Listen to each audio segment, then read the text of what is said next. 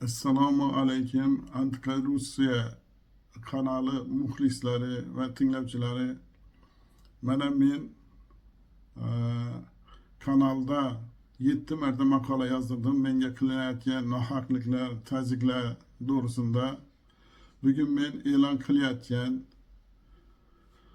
holatlar davlat aktivlarini boshqarish Xorazm viloyat hududiy boshqarish bosh mutaxassisi Jumanazarov Ravshan to'g'risida.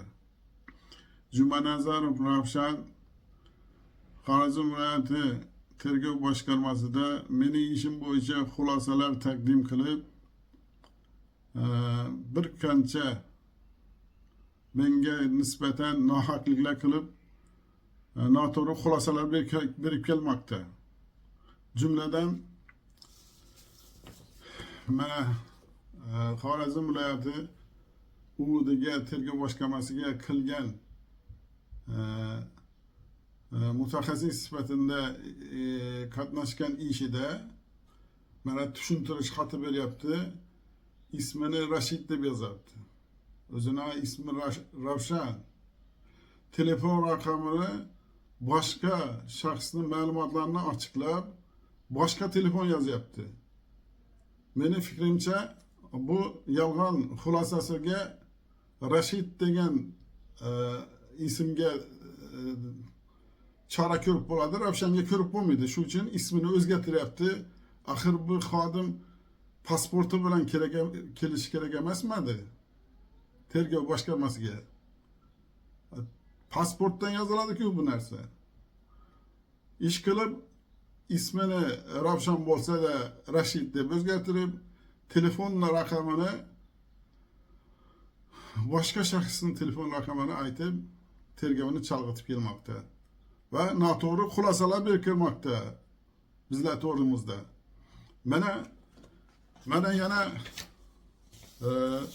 uni ismini Ravshan deb yozgani uchun davlat aktivlari boshqarish agentligida unga intizomiy chora ko'rilib, bunday noto'g'ri ish qilmasligiga nisbatan choralar ko'rildi. Keyin telefon raqamini boshqa shaxsga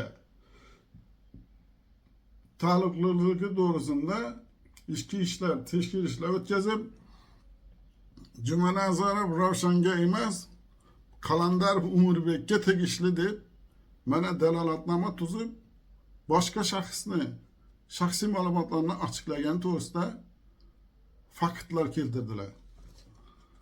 Shundan keyin shaxsga oid ma'lumotlarni ochiqlagani uchun men uni tergovga yoki prokuraturaga ishlarni oshiring deb davlat agentligiga murojaat bilan chiqdim, lekin agar u shunday ishlarni qilgan bo'lsa, ya'ni birovning shaxsiy ma'lumotlarini ochiqlagan bo'lsa, o'zingiz tomonidan davlat organlariga, prokuraturaga shikoyat qilishga haqlisiz deb javob berdi. Mana uni prokuratura ismini Rashid deb yozgani to'g'risida tekshirish o'tkazdi, lekin hech qanday choralar ko'rilmay kelyapti. Uni ustiga tergovchilarning qarorida ham mana tergovchining qarori bunda ismini Masharipov Rashid deb o'tyapti. O'zi ismi Ravshan. Bu qaror shunday noto'g'ri yozilgan. Hatto mutaxassislarning ismi ham noto'g'ri keltirilib, hali bu huquqiy kuchda turibdi. Ravshan degan nom bilan. Men bir necha bor murojaat qildim, lekin hech qanday ichki ishlar Xorazm viloyati ichki ishlar boshqarmasi tergov boshqarmasi ismini qarordagi ismini to'g'rilab yozmadilar. Unga javobgarlik ham yuklamadilar. Chunki Xorazm viloyati boshqarmasi bergan xulosasiga ikki shaxsga mulk huquqini taqsimlovchi hujjat berilgan. Bularga 443 sonli qaror, ya'ni mulkka egalik qilish davlat orderi auksionda yoki tanlov bo'yicha sotib olinganda berilishi kerak.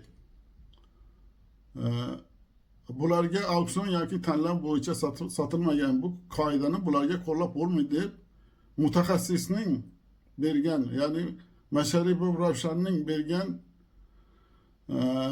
xulosasiga qarshi ravishda Xorazm viloyati prokuraturasi o'zini mutaxassislik nimasidan kelib chiqib qarshi xulosa beryapti.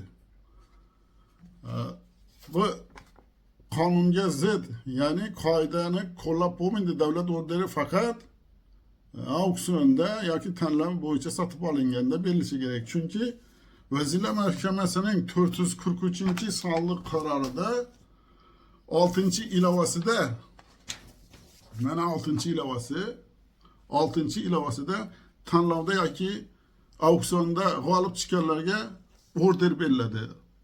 Bu orderlar boshqa shaxslarga, ya'ni bizni mulkimizning ichida bo'lgan begona shaxslarga davlat orderi auksionsiz, tanlovsiz rasmiylashtirib berilgan. Ya'ni soxta order berilgan bularga.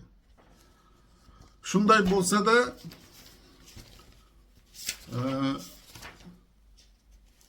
Masharipov Ravshan Rashid deb kelayotgan ismli mutaxassis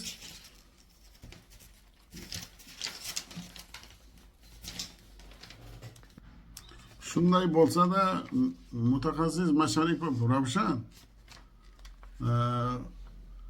Xorazm viloyati tergov boshqarmasiga bergan xulosasida mulk obyektlarini sotilishida qonunchilik talablari buzilmagan deb hisoblaymiz deb kelyapti. Prokuratura yozyapti bergan xulosasida bularga bunday qoida ishlatib bo'lmaydi, chunki bular auksionda yoki tanlovda sotib olmagan. Demak, tanlovda yoki auksionda sotib olmagandan keyin bu qalbaki hisoblanadi axir orderlari. Nimaga bu davlat organlari chora ko'rmayapti? Qandaydir mutaxassis, o'zini ismini bilmaydigan mutaxassis xulosa berib tursa, yana undan tashqari ko'rib tursa, prokuraturaning bergan javobiga qarshi ravishda ko'rsatma beryapti.